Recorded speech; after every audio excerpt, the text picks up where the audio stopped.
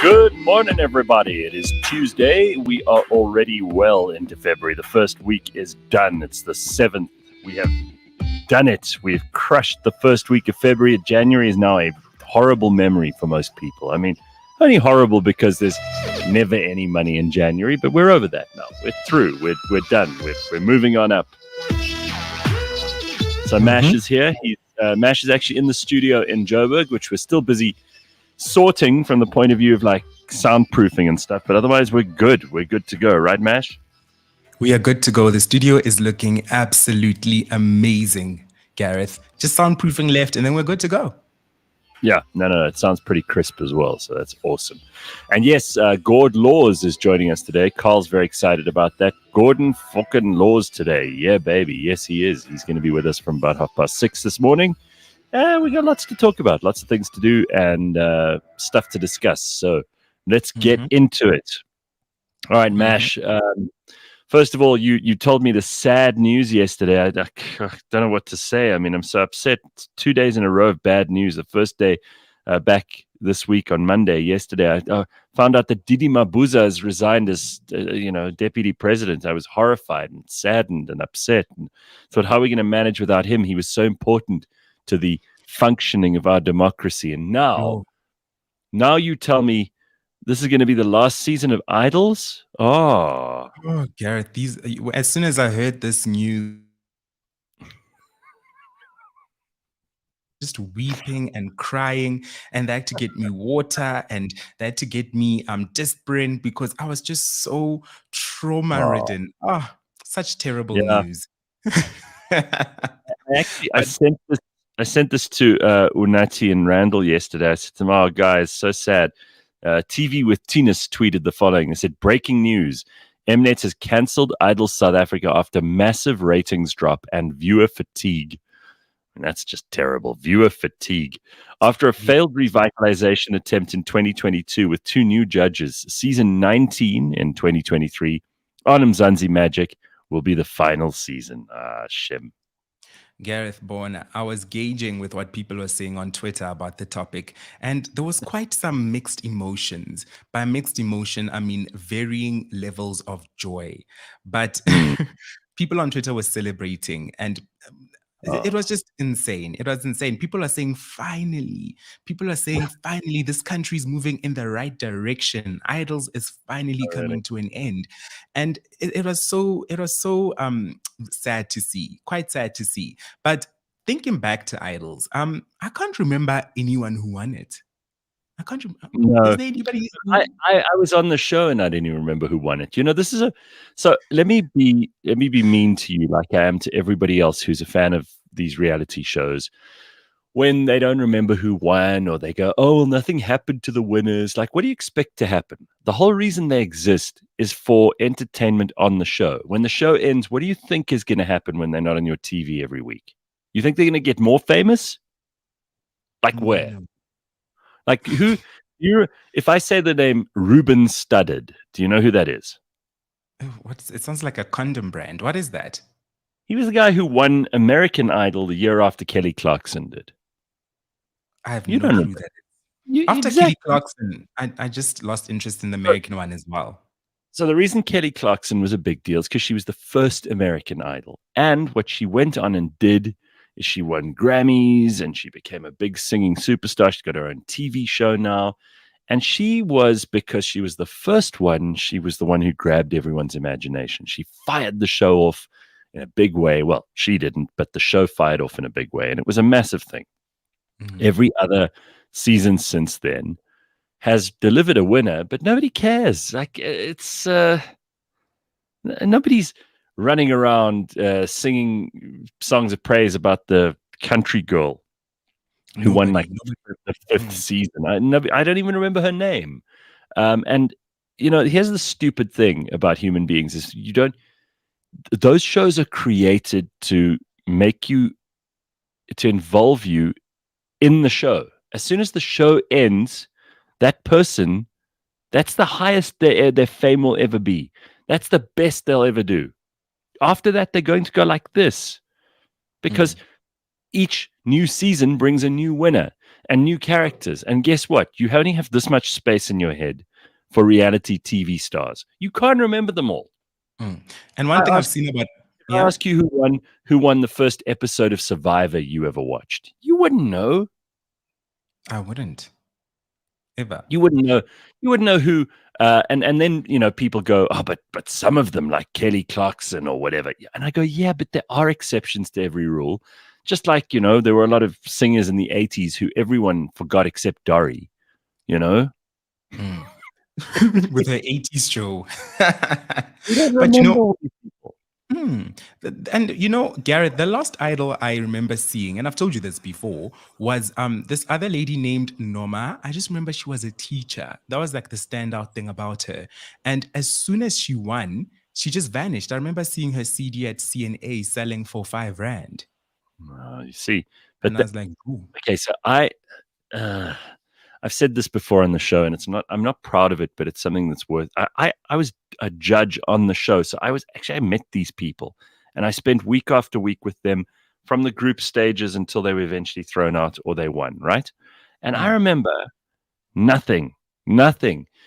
Randall and I went out for drinks one night, and now there are two judges. You'd think that we'd remember.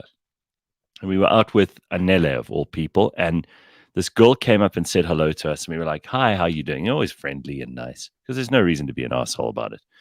So we're saying hello, and then as this girl leaves, Anele says to both of us, you know who that is, right? And we were like, no. She said, that was last year's Idols winner. We didn't know. We didn't even remember. No, I promise you. And it's not. We weren't trying to be horrible. We weren't like, it wasn't because we thought we were a big deal and we were trying to like be assholes about it. We honestly didn't remember. It just wasn't it's not an important thing in my life to remember who won Idols and which shows I judged. The other day, someone came up on TV, and I looked and I thought, looks like so. Look, I'm sure I know that person from somewhere. It was the girl who won in the first season I was a judge. So that's years and years ago, right? That's like, I mean, that was season 2 of the whole show. Now it's on season 19. I finished on season 11. So since I finished, they've done another 8 seasons. I don't know what's been happening on that show. Listen, TV is like a sausage factory. Okay, they make sausages, and you would never ever go into the kitchen when they make sausages because it'll put you off sausages for life. But it works. It's a great concept. But I was always most worried, and the producers will tell you this, who I think are terrific people, by the way, and I think they've done an amazing job. But you eventually you can't keep flogging the dead horse. And there's also that thing that they call the Idols curse. And it's when if you win Idols, your music career will never take off, no matter how good you are.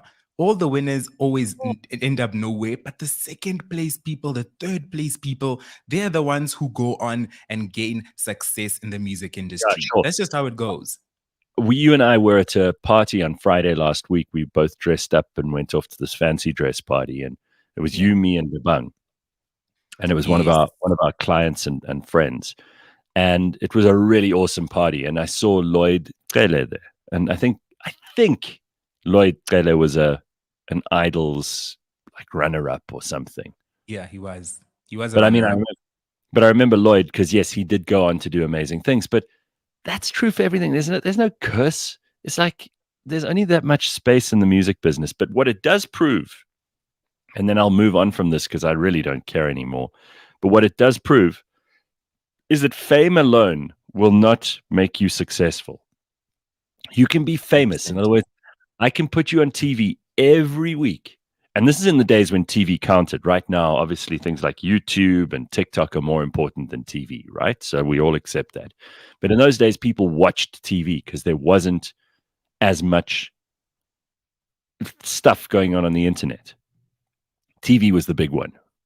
And specifically prior to, I would say, like 2012, 13, I'd say that TV was really a very big deal in this country. If you had a TV show in South Africa, you were a monster. You had immediate access to millions of people watching you. If you did a good TV show and you were on television in prime time, there was no reason that anyone in South Africa wouldn't know your name. So it was a big, big deal. Now, obviously, It it's very used much. to be. It used to be, Hmm. right? And now Yeah. it's all over the internet. And if you have 20,000 people who are watching your YouTube channel where you unbox stuff, then you're a star, like a TV star used to be. But because those Yes. 20,000 people love you and they make a big noise, and overseas people will hear about you. Suddenly it's 200,000, and then it's 2 million. But Hmm. those kinds of audience you only ever got on TV. And if you were on every week, you were famous in South Yeah. African terms or in international terms. You were famous. You had Mm. lots of people who knew your name, which is what fame is. Yeah. Now, But what now, what, what these TV but shows prove, these reality shows, is that you could be famous. It doesn't make you successful. yes, one doesn't come with the other. And I noticed with also these Big Brother contestants, because Big Brother is back and it's the end thing right now. It's trending Really, every single week, every single really. day, actually. People just watch people sleep and live and bar Oh my God, how boring! Big Brother. And before then, I was too young to watch Big Brother. My family was like, "You ain't watching that crap," and I never Mm, did. And when I yeah, finally started watching it, I was like, "What the hell is this?" And I actually have a friend who went to Big Brother and got out the house, and now he's famous. But it's like, okay, this is gonna fade very soon because yeah. you're famous for being famous. There's nothing else to it. You have no talent. There's no skill set that you have. There's nothing special about you that makes Mm, you stand out. You were just on TV, eating, sleeping, and playing right. games, and Well, there's nothing else that's going to come from it. isn't that true of the Kardashians? So I made the mistake of stopping for a second when they serve these ads up to you on social media. Mm. And it was like Kim Kardashian going, "Oh my God, my family are like, there's this narrative about us on social media, and it's just not true." And I looked at this, I looked at what was going on my phone. I was like, fuck sake, are these people still on TV? And people watch that shit. Now, I have never, ever, there are a couple of things I've never watched. Number one, sport, couldn't care less. Number Yeah. two, reality TV, couldn't care less. Mm. Now, I mean, listen, remember, I grew up in a family where my brother and my dad love watching like rugby matches and shit. So they love that stuff. I've never got into it.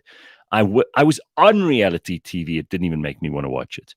And the third one is like these things that are hyped, like Big Brother or the Kardashians, any of these shows that everybody loves. On purpose, I go, I think something in me is just rebellious. And I'm like, no, I don't want to Mm. see what that is. I could care less. That's boring. I didn't give a shit. And then I move Mm. on very quickly. So I don't know if it's just a reactive thing. Like if someone's enjoying something I don't want to, I don't know what that is. It's like a stupid, childish reaction to stuff. But I've never Mm. been interested in that. Oh, and the other one, I suppose, is well, there are two others. There's cooking shows, which I really don't care about. And because I always think, well, what's the point of watching something that is basically about the sense that you don't get to use on TV, taste, right? I don't Yeah. like if you could taste those dishes, like if they had TV where you could scratch and sniff, or you could there was a remote control that would give you the actual taste of whatever someone's making on TV, I'd say, oh my God, that would be an amazing thing to watch. But to watch some Yeah. other asshole in another country 3 years ago cook something, and you go, oh, you see these people, and you know what kind of people it is who love those shows. It's people who think in their wildest fantasies that if they just watch someone else cooking something, they're going to be able to do it too. And they don't. Yeah. You Yeah. can't. You are not whatever his name is, the famous chef. I don't even know these people's name. And the fifth one is these people who watch these true life serial killer things, and like it upsets the hell out of me. Why would you want to do that? And especially the ones where, like we spoke about last week, these people get wrongfully accused.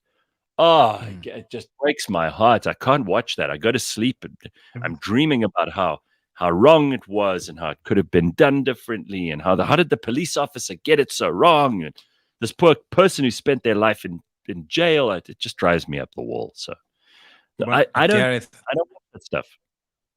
I am one of the people you're describing, by the way, the people who watch cooking shows, but I can only Yep. watch cooking shows while I'm eating. The shows about people being wrongfully accused. That is my vibe. You You know, I love love me this. some true I know. crime. I love this stuff. Yes. I just gobble it all up. But there are Yes. so many shows that I feel like went off air too early. Like such Like as what? Crazy Games, The Coconuts, Soul Buddies. These are shows that You I watch grew up. you watch the coconuts? I love the Coconuts. I absolutely love the show. Oh, wow, dude. You're the only person I've ever met who enjoyed the coconuts. Really? I used to love that show, like Really? your Beyonces and all of that. It was so much fun. I feel like Idols should just be replaced with one of these shows. These shows should be brought back. Because I was like, how the hell did this show that nobody was watching stayed on air for so long? Oh, speaking of Beyonce, I got to throw Knows this. we're enjoying and nobody was watching.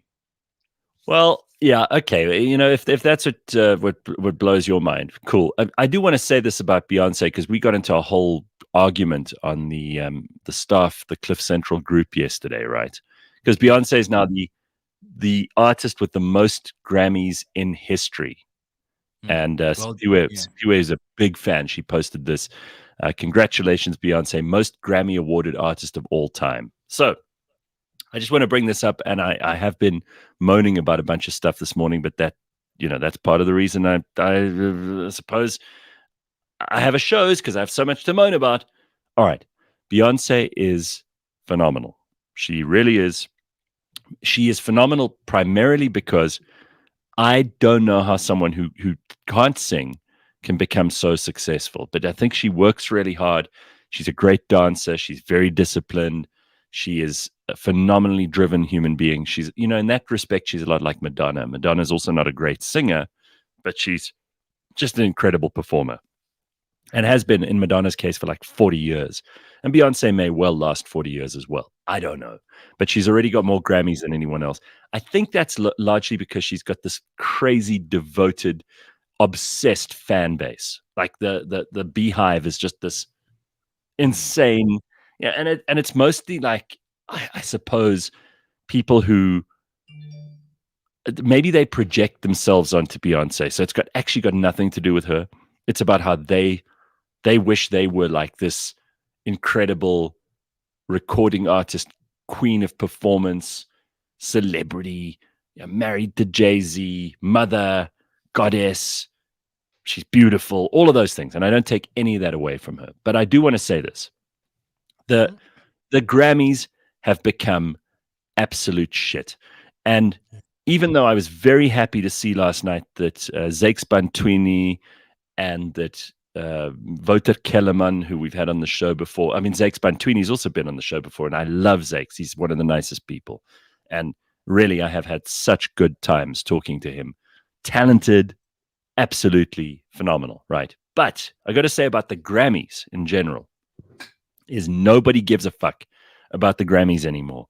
Just like I was talking about TV prior to like 2013, 12, TV was the biggest thing. Like the Grammys were once the biggest thing.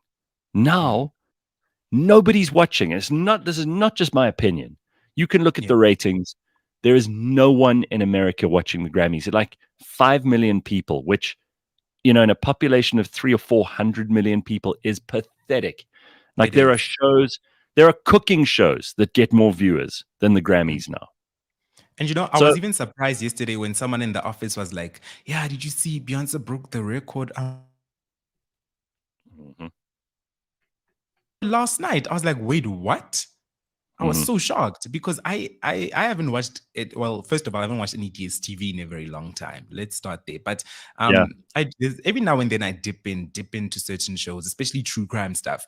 But there was some backlash as well in terms of the Album of the Year award, which went to Harry Styles, and he won it over Beyonce. And the Beehive lost their minds. They were like, "How on earth did this happen? How on earth?" See, what I reckon started to happen here is that now someone like Beyonce carries more followers than the Grammys themselves. So the Grammys realize that in order to at least keep those 5 million or so people who are watching, and I think I might even be giving them too many if I give them 5 million, they have to get the Beehive to watch. because the Beehive are now obsessed with Beyonce. So they only watch the Grammys because they're expecting Beyonce to get all the Grammys, as you Yeah, that's just true. tell now. Like if Harry Styles wins something for, there was a time. I mean, if you look back, and I'm not being one of those old people who's like, oh, well, in my day, the music was better. There was a time where you can go watch this video on YouTube and it'll give you goosebumps no matter who you are or who you're a fan of. You watch Whitney Houston or Michael Yes. Jackson go up to collect an award at the Grammys or do a performance at the Grammys. There's this famous performance where Clive Davis had to get Whitney Houston up on stage because she was an unknown. She was brand new on the scene. A couple of people knew about her because of Dionne Warwick being her aunt, and her mother being Cissy Houston, right? And Whitney Yeah. Houston was mostly an unknown, and she released her first ever album. And Clive Davis had got the best songwriters in the world on this album, and she was this beautiful. I mean, really, Whitney, when she came on the scene, was one of the most devastatingly beautiful people. Quite apart from the fact that she had, and still does have, in my opinion, the greatest voice of all time. And this woman comes on stage, and there's a full symphony orchestra playing. And she gets up there and she delivers this One Moment in Time, which is the song that they wrote for her for the Olympics that year. I mean, you don't get bigger than this in music. And Yeah. she comes out there and she's wearing this white dress and she stands in the middle of the stage. There's nothing else, no special effects, no dancers, nothing. She picks up that microphone. There's no vocal effects going on, no auto tune. This woman belts out this song to the point where everyone in the audience is crying, not just the Beehive, who'll cry for anything Yeah. Beyonce does. Everyone in this audience is fucking crying. They've got goosebumps. They're standing up. They're enraptured. They cannot believe what they've just seen. And they all stand up and they all give this woman a standing ovation. And I watched that. I watched this music video. It's not even a music video, it's a performance at the Grammys. And if you aren't moved by that, and you can't see the difference between that and Sam Smith at the Grammys this year, then you don't have eyes and you don't have ears. And Clearly. and you watch Michael Jackson performing when he just broke off from the Jackson 5 and he did his first ever performance. Also, I think it was at the Grammys, and his album, I think it was Thriller, was then nominated. It could even have been one of the other albums. But my God, I mean, these people are just not comparable to what's going on at the Grammys right now. They were international megastars in a way that no one can be today, even if they are fantastically talented. I mean, people talk about Taylor Swift and Beyonce and Justin Bieber. And I'm sorry, it's like a cheap, plastic, watered down version of what those great superstars used to be. You put Whitney and Michael and all those great artists of when TV was the biggest thing and when the Grammys was the biggest thing up against any of these other people. And these ones look like shit. They just do. And you know that in 100 years, no one's going to remember them. Not to the extent that they'll remember the other ones. We got into this nobody's huge... gonna. And the thing is, nowadays, lots of artists are very forgettable. Everybody's just trying to push this whole thing of let me just make a song that's going to be a smash. And it just ends up with everybody pushing music that sounds the same. There's no more artistry in it anymore. There's no more artistry. There's no more talent. I feel like Beyonce is the last person who puts on a proper show. A proper freaking show where you actually go there and you get an entire experience. Nowadays, everybody's just trying to push numbers. That's all it's about. And speaking of numbers, there was actually a bit of backlash over Zakes Bantwini's Grammy on Twitter yesterday. And it was because so Zakes Bantwini won a Grammy for a song that he did with Vota Kellerman, and as well as Nomcebo Zikode, who sings Jerusalem. And the backlash was because people were like, we haven't heard of this song. We've never heard of this song. There was a lot of that yesterday on social media. And they were nominated alongside the likes of Burna Boy. And people were very, very up in arms because they were like, wait, how did this song win the Grammy? Burna Boy's song has more streams than all the nominations put together. And not throwing any shade to Zix Bantwini voter as well as Nomcebo, but it was quite a tough pill to swallow for many people on social media, and it caused quite a stir. And I saw the song, and people started pushing this narrative on social media that are the Americans doing what they do best, trying to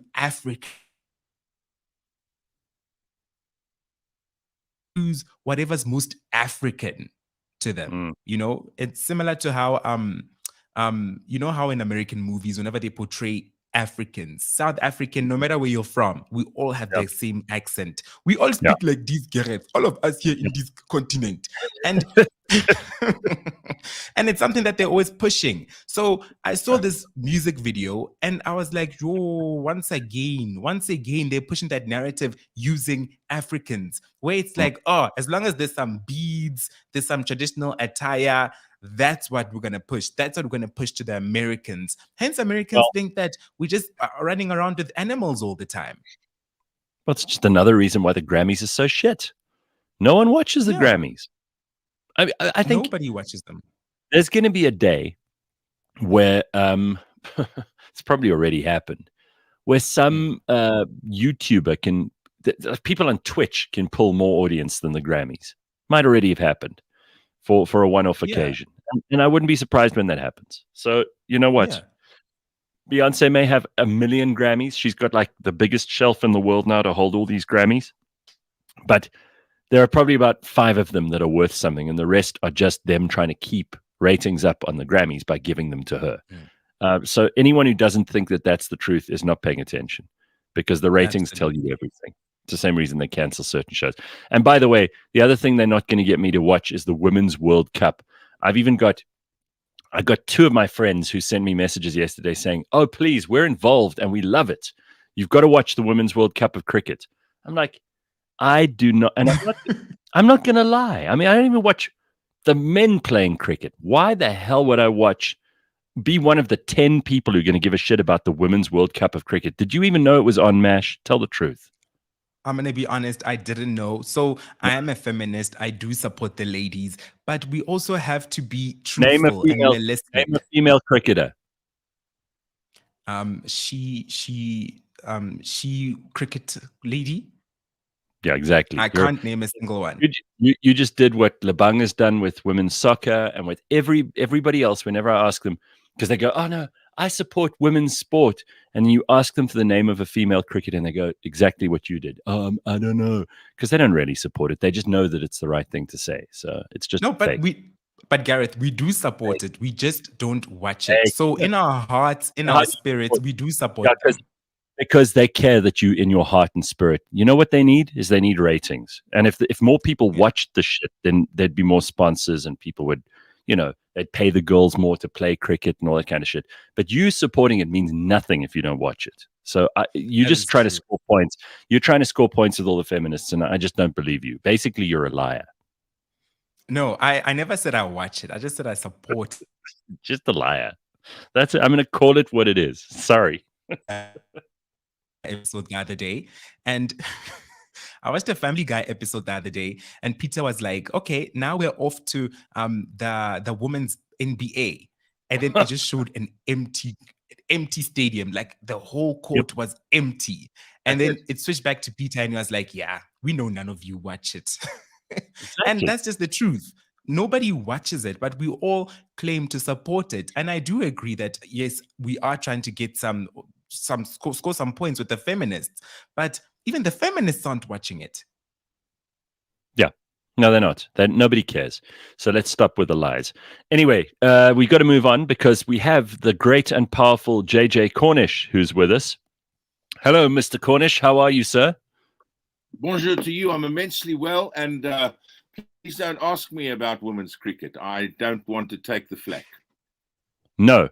And you know what? I'm really happy that there is a place where talented female sports stars can ply their trade, just like anything else. If there's some guy out there who I don't know about who's, a brilliant basketball player, chances are I won't know who it is. But of course, there's space for everybody. Just don't pretend that we're talking about something anyone else cares about here, because nobody cares. The Grammys, women's cricket, nobody cares.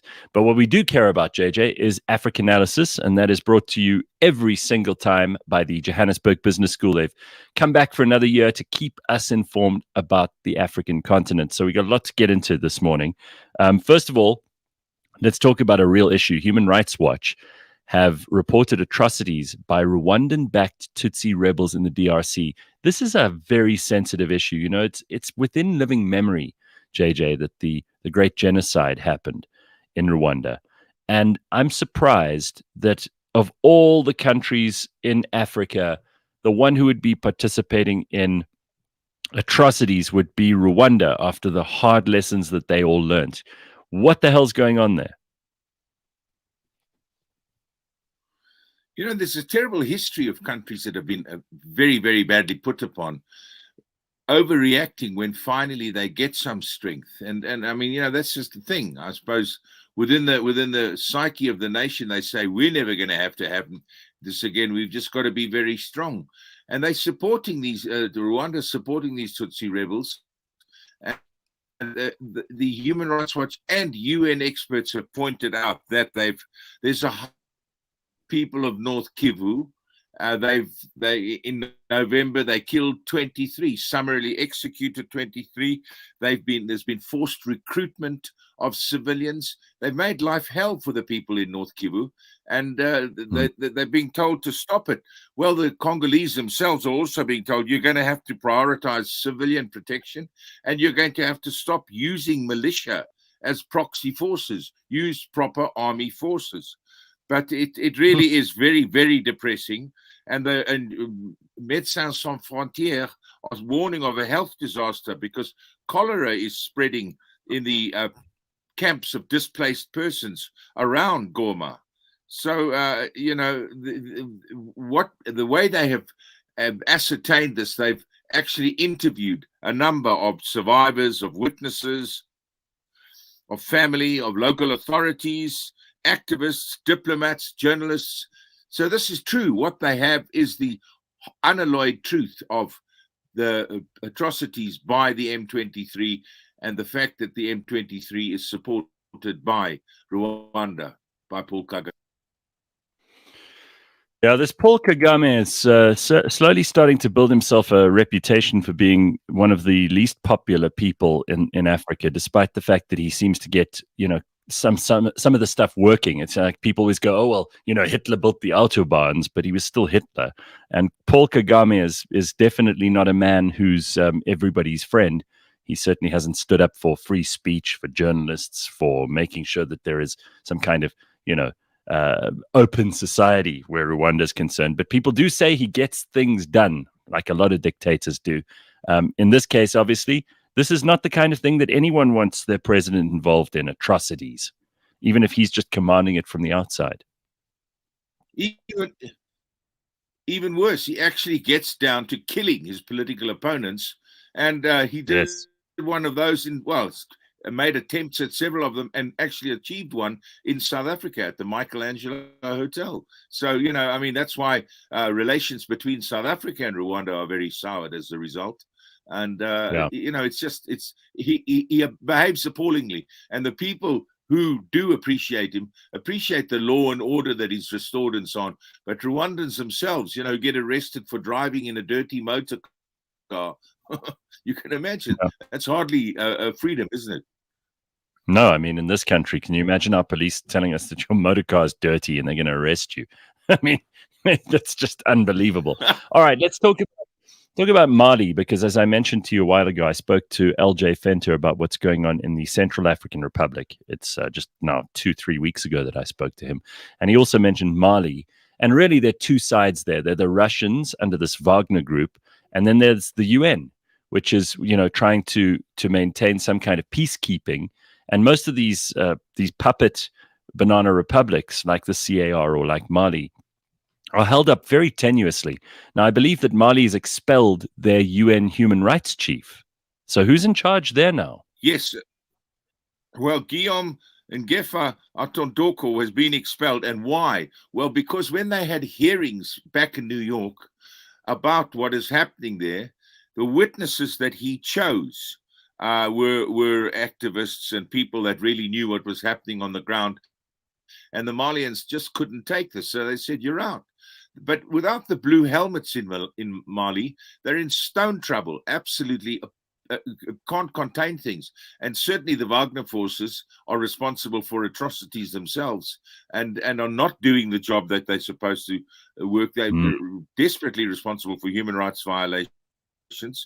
But, the coup, the people from the coup of 21 are denying this. But it's, again, one of those situations where the UN experts themselves are saying this is what is happening on the ground and this has to be stopped, because it affects all those countries in the Sahel, and particularly Burkina Faso and others, and it's created a zone of instability and a zone of enormous danger to the people living there. JJ, somebody here asked in the comments, and I know I can always drop these surprise ones on you too. Dusty Knows says, Gareth, please ask JJ, did Madagascar get their gold back? Because Airlink in South Africa South Africans can now fly directly to Madagascar again. So we can fly to Antananarivo, right? What happened? Yes, indeed. I have to say, I don't know exactly. There have been a lot of negotiations, and whether or not the actual gold, what gold was outstanding. What we have is a president, former DJ, who really plays it off the cuff, and so it was a stupid do, particularly since they rely so heavily on traffic from here. What they're thinking of in Madagascar right now is not the flights and getting South Africans back or South African business back, but the terrible, terrible weather at this time and the cyclones and, those sort of things that are making life untenable for them at the moment. So I suppose he would have thought that why go through this? Let's get the flights back at least and score a point here and there. But this has been very, very welcomed. And I would certainly welcome it because, I've been to Madagascar several times as an election observer. I have a very special place in my heart for the Madagascar. It's the most charming place to go to. And I hate anything to happen there that obfuscates the situation. I think that they need to get back on their feet, and the president needs to see that they do that as soon as possible. Well, because you never know who's listening, Carl, who listens to us, says, Dusty knows my law firm and I are at work on the gold case. The gold is still in the possession of the South African government. So there is actually a law case going on between the two countries at the moment. So there we go. There's an update for you. JJ, what about Ethiopia? Because we've spoken about them a couple of times. The Prime Minister of Ethiopia. I will certainly Yes? pick. Sorry. Go ahead. I say I'll certainly pick up on Madagascar. Next time we speak, I'll have chapter and verse on it. All right. Awesome. So tell us about Ethiopia, because apparently they've eventually decided to sit down and talk to these Tigray rebels you've told us about.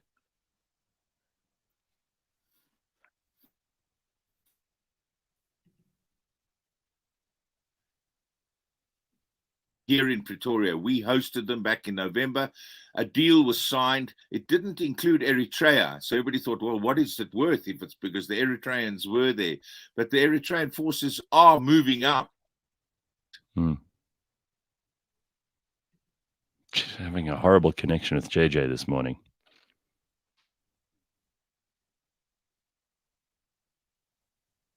All right, I'm going to let JJ go for this morning. I don't know why, but suddenly we've got a pretty horrible connection with him today. Hopefully it'll all be cleared up and we'll get onto that story about Ethiopia next time we get him in.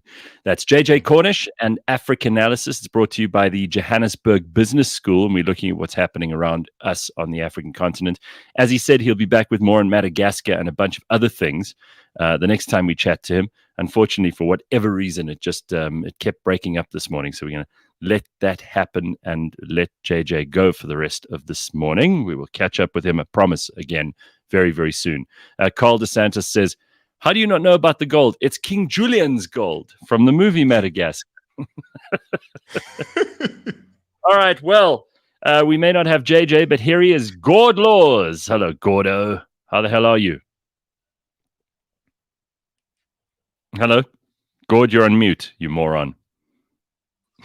Sorry. I was just sitting here for so long waiting to get on that I just zoned out. You should learn how to use your equipment properly, then we won't keep you waiting for so long. So how are you, Gordo? You wouldn't be the first woman that said that to me, Gareth. I'm good. How you doing, Chris, man? Very good. Very, very good. So listen, Gord and I have been talking, and we've got a couple of problems to solve this morning. Oh, where should we begin? First of all, update us on what you've been up to, because we haven't spoken to you since last year. Yeah, it's been a while. Not a whole bunch to report, really. Living in Cape Town, rollerblading as much as I can. I've got the wind in Cape Town has a vendetta against me. I always skate the promenade into the wind and then get to the end and turn around and skate into the wind. So I'd like to formally complain about that. Boxing as often as I can, working a lot. Like, I've become incredibly boring, Gareth. I really have. I don't jaw. A lot of people have. It's not the end of the world. It means you're doing productive things and you're adulting, and not every day is exciting and adventurous. I got a new book out. That's quite fun. Not available in South Africa yet, but we're working on it. It's on Amazon. I wish I had more news. I had a lovely holiday in January, did a bit of South African touristing. I'm fascinated, though, by your developments. You seem to be teasing the launch of a new premises. Yes. I notice your hair is exactly the same, so that's consistent. Yes. That's consistent. But yeah, we've moved into new digs, which you must come and check out when you're in Joburg again. Yeah, where is it? We're in Sandhurst, which is only the best possible neighborhood in Joburg to be in. You know, Sandhurst. Yes. Why am I drawing a blank as to where that is? That sounds quite Santony. Because you don't know any billionaires. That's why. Okay. Yeah, no, target market. Yeah, sorry. All right, so Gordo. Have you got some sort of a Gupta-like hookup? No, not the Guptas, but we've certainly decided to upgrade our residence and upgrade our offices. So that's why we're where we are. Now, I've got an exciting thing to tell you. Later on at 7:30, we're going to be joined by Professor David Block, who is one of my favorite people. He's going to tell us about this Green Comet, but also he went on a trip to see the Aurora, the Northern Lights, and he'll tell us all about. This is a bucket list thing for me. Oh, dude. He's got pictures to show us and a whole lot more. And Prof Block is one of my favorite people. Mash, you've met him once or twice. He's awesome and so much fun. Hi, Gord. I just know for a certainty that I can personally cancel the Auroras. I have that power because I've always wanted to go and see them, and I intend to do so. You know, science willing, I'm going to actually do that mission at some point in my life. So I'm going to go to Iceland or Alaska. It's going to be minus 1,000. It'll be the coldest possible time. There'll be like leopard seals will be freezing to death on the icebergs, and they'll be like, oh my God, global cooling, you know, trees just splitting in half because it's so cold. I'll go out there, our guide or, you know, like whatever Sherpa or something that we get will take us out, and they'll just be like, this is the perfect time of year for it, but there's no auroras now because it's hit and miss, right? There's no guarantee. It's like going to the game reserve. They don't guarantee you'll see anything. So I will go, and they'll be like, not in 240 years has there not been a single aurora during this week of this time of year. And I'll just go there and look at clouds and snow. God. Now, Gord sent me this picture over the weekend, and I laughed like a drain for about, 2 hours afterwards. So let me explain the background to this. Gord sends this ad. I've seen this ad before. It's above a urinal somewhere. It could be above a bunch of urinals, so it might not even say same urinal, but here it is. So it says, relieve the pain and discomfort of piles. And then it's got the balloon knot, you know, and then the product, which we'll talk about in a second. But I'm sure you've seen this too, Mash, where they put them in those little frames there. You could see the frame above the urinal. I've never seen this ever. I don't know which urinals you guys are using. Well, no, not necessarily match this particular ad, but are you not familiar with urinal ads where you're having a wee and it's right in front of you and they put like the worst advertising, like when an ad is bad enough and Mm-hmm. it only when an ad falls below 0.75 out of 10 does it qualify to be put above a urinal. And this is where also spelling and grammar and especially title case go to die. Like, I think they take it down if you don't have at least some outrageous grammar issue, which I now say, looking at this one, it actually doesn't seem to have one, but I can't read the small print. So do you not see shit ads while you having a wee at urinals everywhere? I never do because I never use urinals. I never use urinals. I Urinal? always go to the toilet. I never use it. Oh, I come on never now. ever use it. Okay. One Yeah, of I life's just find great it so joys. weird. Stop I find everything. it so weird. Okay, we'll get to the ad in a second. You don't use a urinal. I love a urinal. I think urinal Yeah, so I'm much a urinal man. I You like get- to use the middle urinal. My best is when there's three and you've got them all to yourself. Like you're the first arriver and there's three urinals, and you think to yourself, which one should I use? And you use the middle one. So anyone arriving has to then be right next to you. God, that irritates me. When That's there's very bad. Very bad etiquette. and people do that, and it drives me nuts. I'm absolutely shocked and traumatized right now. I find urinals to be the most creepiest place to use the toilet in any men's bathroom. No, It is no. the creepiest Why? place Why? because you walk in there and then you're just peeing next to people, and there's some creepy people out there who will look at your All right. stuff. Yeah. All right. Well, Mash, you know what? Your issues around being seen and being pee shy. That's no excuse to condemn the whole urinal thing. Urinal culture is very important, Mash. If Oh, I yeah. could, I would put a urinal in my own bathroom at home. I think it's much more sanitary. You know, there's less splashback and all of that stuff. You know, if you're a guy and you pee with a toilet, like toilets are. And there are few things as joyous as when they fill it with ice. And you Yes. get to just laser through. I just imagine myself as some giant, and this is a city on the ground, and there's people living there, and I've got like laser piss, and I'm just like tearing through this whole civilization indiscriminately. And it's like you can carve a line, you can go for the middle and then dig like a well, and the outside collapses in. God, there's just little joys to be had in life. Is it urinal or urinal? Urinal. This, you see, this is the argument we're about to get into with this product as well. And Mash, allow us to just pause this whole issue with you and urinals, because as Ryan says, you go to nude bars where you've got no clothes on, but you have a problem with someone peeing next to you in a urinal. That's very weird. The thing is, are we talking about nude bars as in a strip club where you go clothed and you look upon people who are paid to be naked, or a nude bar where you as the attendee go nude? It is not a strip. Yeah, you as the attendee go nude. It's not a strip club. It's nothing sexual like that. Yeah, sure. How's it not sexual if it's a bar where everyone's nude? No, he's told us this story before, and Gord, nobody understands. Even Mash, he hasn't been able to explain it satisfactorily. I'm going to let him try now, just for your benefit, because I think the audience has heard this already. But Mash goes to parties where suddenly he looks around and everyone is not wearing clothes, and he's expected to also not wear clothes, so he joins in. And then he says to us, it's nothing sexual.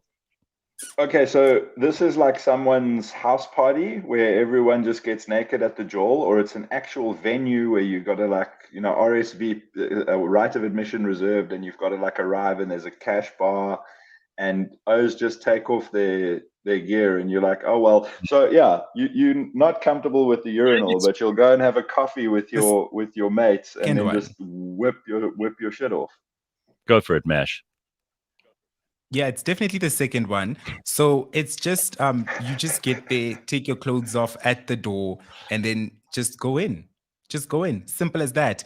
You walk in your underwear. You can take your underwear off at any point in time. It is up to you. There is a cash bar, and there are some rooms in the back where I saw people walking to and walking fro. I don't know what's happening back there, but it is a fun experience. It is absolutely laid back, and there's nobody looking down at your junk the whole time. I never saw any wandering eyes. Everybody there is so civilized. And the thing is, when everybody's naked, it's okay. It's a safe space. As You're opposed telling to me you alone. everyone's naked and no one's checking out anybody's junk. I wouldn't be able to help myself. Like that's like, Well, of course take you off do. your gear. Don't worry, no one will look. Well, of course you do. You do have a glimpse every now and then, but nobody's just staring. Like, Have you What been- happens I if remember. you get wood? Like, Have you been back, Mash? I mean, you went to this place once because your friend kind of, they tricked you really into going. You didn't know what it was. Yeah. But have you been back since? No, I haven't went back ever since, and I'm not so close with this friend anymore. Ever since that experience. So, Gord, I didn't know where I was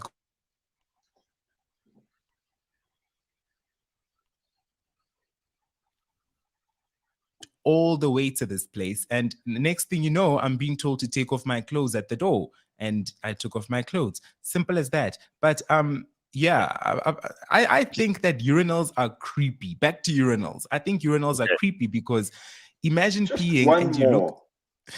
Just one more question. Okay, so is it full, like, butt naked, or are you allowed to like go boxer shorts? Is it up to you to what extent you get naked? And do you absolutely have to? Like, if you arrive with a group of mates and one of them is like, look, I'm really not comfortable with this, do they just like, sweet, we'll get you an Uber, sorry man, catch you next time? Or is it like, all right, our mate wants to wear flippy flops and a pair of shorts? So the thing is with this place is Ubers don't get there. It's in a slightly dodgy part of town. So Ubers don't reach that part of town. So are you if sure you want to, someone didn't commit, like, were they not just tricking you? Like, we're going to a sex party, it's a really nice nightclub, no Ubers can get there, it's literally underground. well, I didn't actually check if I could order an Uber. I was just told that no Ubers could get there. We parked a few blocks away and walked there. And the experience was amazing. It was fun. I didn't feel uncomfortable in any way. And they were, yeah, it was just a fun experience.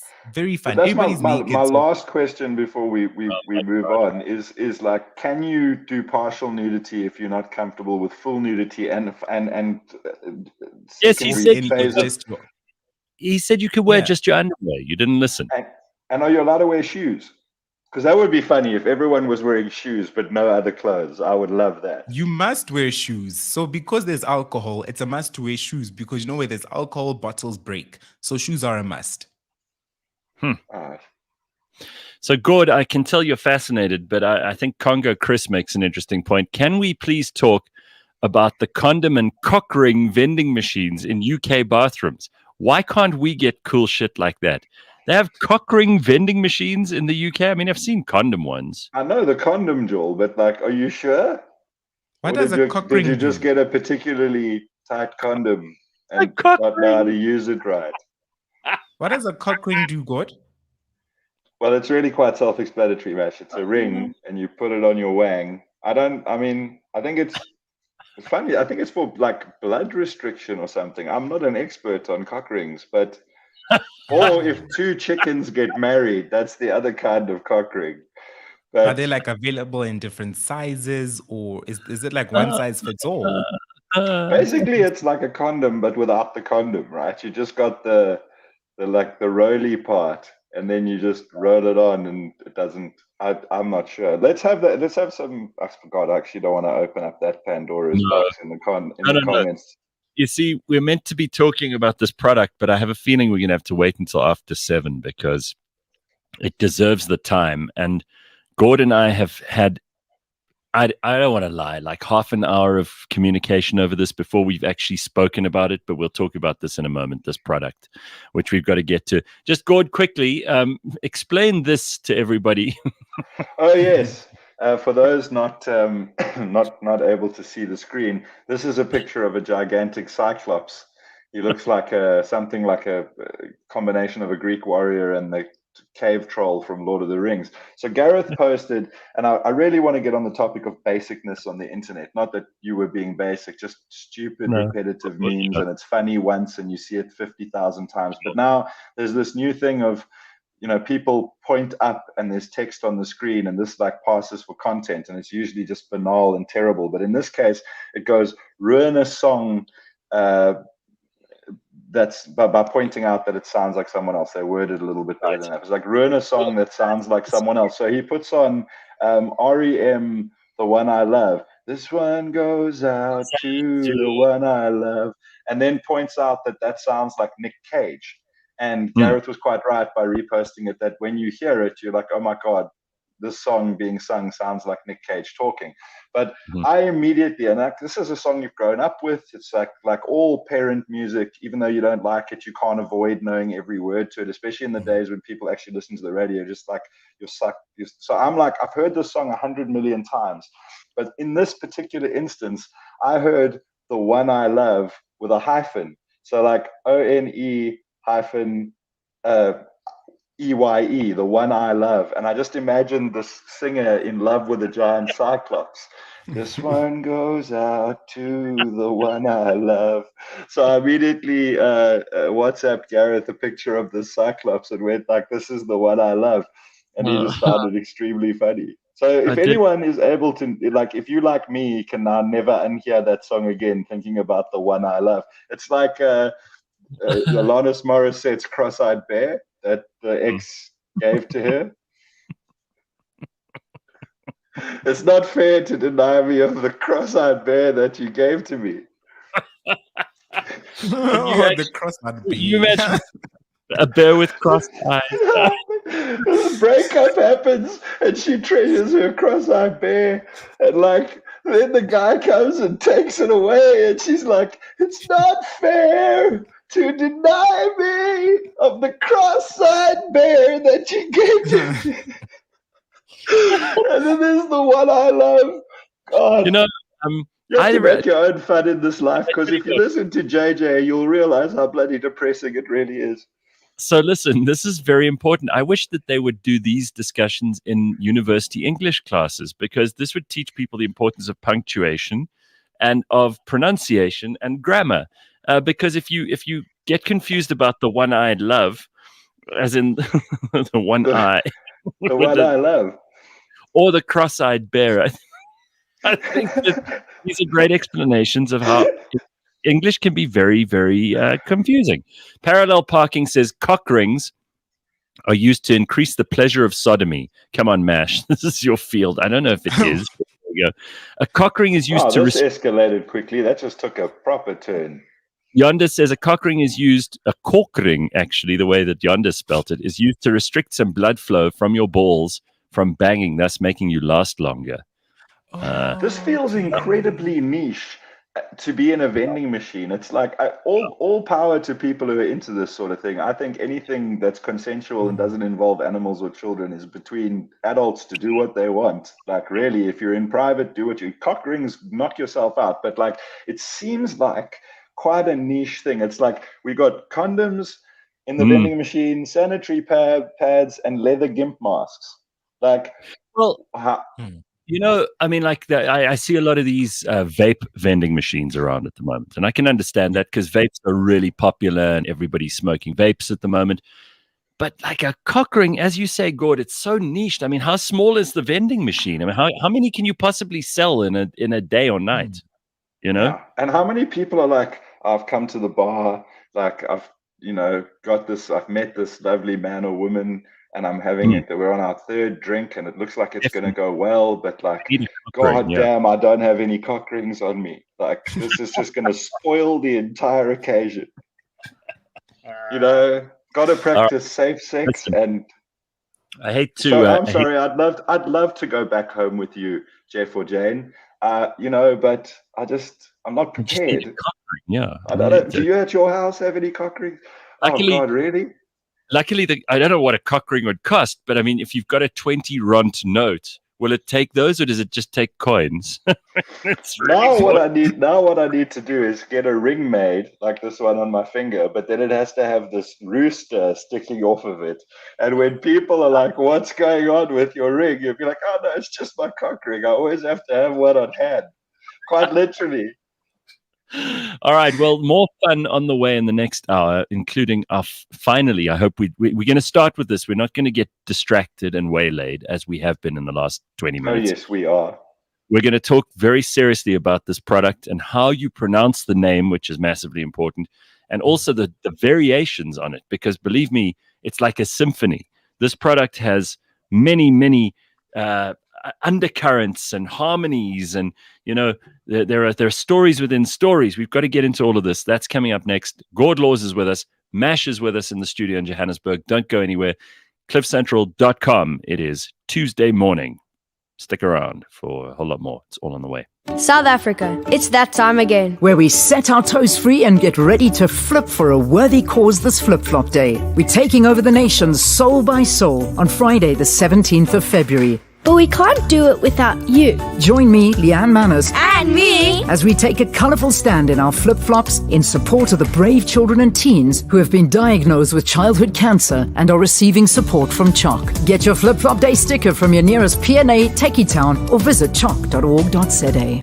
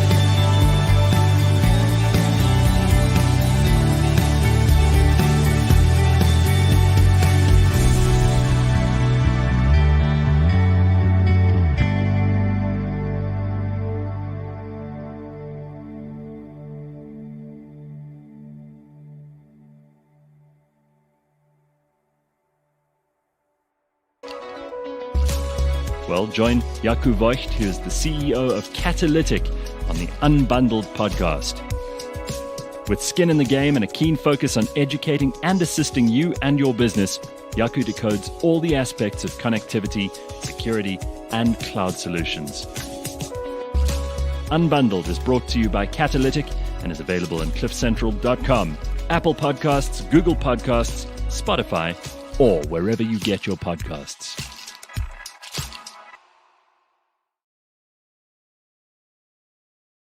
All right. We are live Tuesday morning. It's all happening. Gord Laws is here. Mashiane Sefuti in the studio in Johannesburg.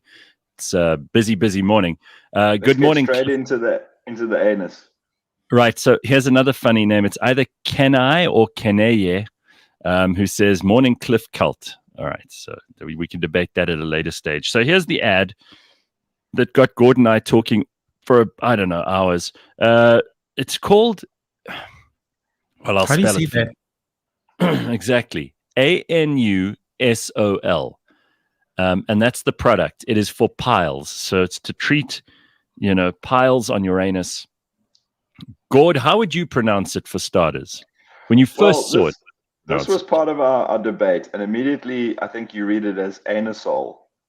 And But then you were querying whether it's a nusel No, or no, a no, nusol, no. I said and in nusol.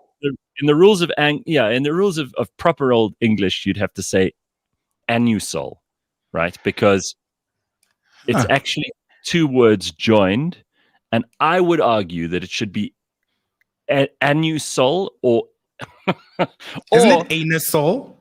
Well, that's what we immediately thought. But Gareth raised a good point that it should be anusol, and no, then no, I no. pointed out. Yeah, go ahead, I Gareth. actually said it's funnier though. What makes it funny is if you say anus ol, but you create Yeah. like a gap at the end of s, and you make a dash ol. So anus ol. So the Huh.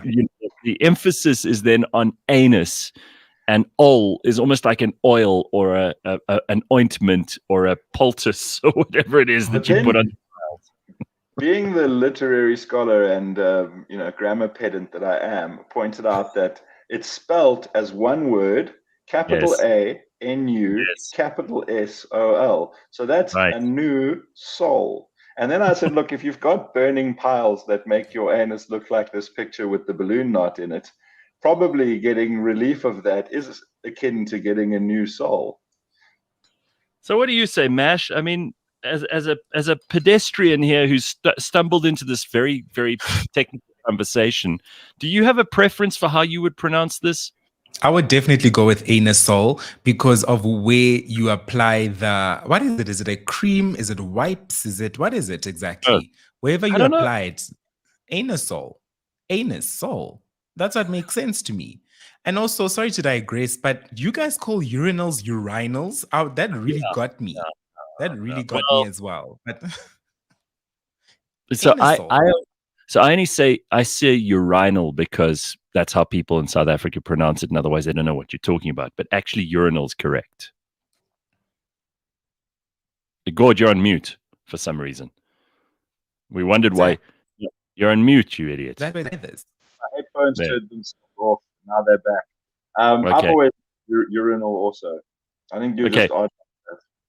But back to anus ol. Okay, so I think this is probably one of the worst names for a product because it can lead to these kinds of debates. But there's an insurance business that has a huge building in Pretoria called Assupol. Okay, so ASS obviously comes from assurance, mutual assurance, or whatever. That's the old name. But this company is called ASS, ASSUPOL, and POL obviously comes from policy. So whoever named this was clearly not thinking as dirty as we are. But ASSUPOL makes me think of anusol, and anusol makes me think of Assupol, which both are horrible names for products or for services. Am I wrong? Similarly, that chain of Christian bookstores, Cum Books. Do you know about them? CUM Books. Yeah. I don't Don't like we that. all, Mash? I like Cum Books. The books are good. I've got to say, like, I've got a big problem with like a Christian book chain that calls themselves Cum Books, and I know it must stand. There's a certain sweet sort of naivety about it because obviously they didn't know, which is indicative of being a good Christian, I guess. Right. And so you're like, okay, guys, like, let me just take you aside. You imagine Ned Flanders sitting behind the counter, like, huddly doodly, book fan. And you're like, listen, Ned, I've got some bad news I got to break to you. And then Ned would be like, gosh, surely no one's going to, I mean, that's you and a few other, like fringe people who need to get your stuff in order with the Lord. And you're like, no, Ned, everyone knows about this. Like, really? Surely not. But, I just love the big pink. I want to be in the creative meeting where they were like, right, guys, we've got to make an ad for Anusol. And, we need a visual that really says piles. Now, obviously, we can't put a picture up of like a really bad condition knot just splayed and on the photo. You can't go literal with this. So how do we say knot problem? And they're just like, I got it. Big pink overfilled balloon with balloon knot in the center, and then people will just fully understand. And to their credit, You do get the idea pretty quickly. Yeah, Well, it Congo adds the Chris, correct. sorry to interrupt you, Mash. Congo Chris says add an H so you actually get anus hole, because then it can be tweetalig, it's both Afrikaans and English. Anus hole. You mentioned Asupol, Gareth. I grew up calling that brand Asupol all this time, and EV all the time. But the name I always found quite odd, so I always said Asupol all the time. You see, these are the things that that color our days. I mean, I have not stopped thinking about how you pronounce anus hole all week, and there's so many derivations. Who knew that one word could give us so much joy and excitement? Hey, Gordo. Yeah, I mean, I would imagine that the actual product itself can give you quite a lot of joy and excitement if you need it. Because, I mean, there's a lot to be said for a pile cream, I would think. Well, Harmin says, and I think she speaks with some experience here, if you are so unfortunate that you get piles, you want to go for the good shit, something with a local anesthetic like lignocaine in it. Anusol will be about as useful as Vaseline. Huh. Well, I mean, you do quite literally want to go for the good shit. And so, if whatever works. So you basically need like anesthetic lube. Yeah. So anus hole.